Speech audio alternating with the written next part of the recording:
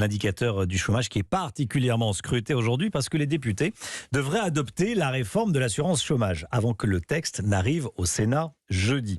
Ce texte prévoit une transformation des conditions d'accès à l'indemnité chômage. Margot Faudéré est avec nous. Bonjour Margot. Bonjour. L'idée, c'est que le dispositif d'indemnisation du chômage évolue en fonction du contexte économique. Exactement. Autrement dit, quand l'économie va bien et qu'il y a des postes à pourvoir, on durcit les conditions d'indemnisation du chômage. Et quand la situation se dégrade, on les assouplit.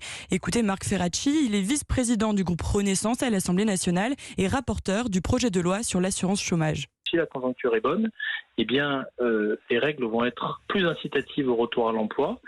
Et si la conjoncture est moins bonne, elles seront plus protectrices des demandeurs d'emploi. L'idée ici, c'est de répondre aux pénuries de main-d'œuvre que connaissent beaucoup d'entreprises en donnant plus d'incitation à reprendre des emplois qui, lorsqu'ils restent vacants, eh bien, pénalisent la vie quotidienne des Français. Cela concernera donc les nouveaux inscrits à l'assurance chômage en 2023 dès l'entrée en vigueur de la réforme.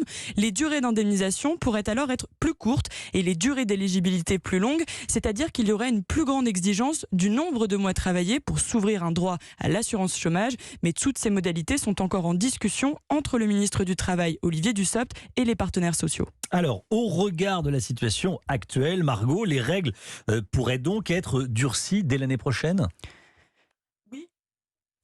Oui, car nous sommes aujourd'hui dans une situation où la conjoncture est plutôt bonne, malgré les incertitudes évidemment qui pèsent sur l'avenir. Le taux de chômage, vous l'avez dit, atteint 7,3% en octobre, contre 9,4% en 2017.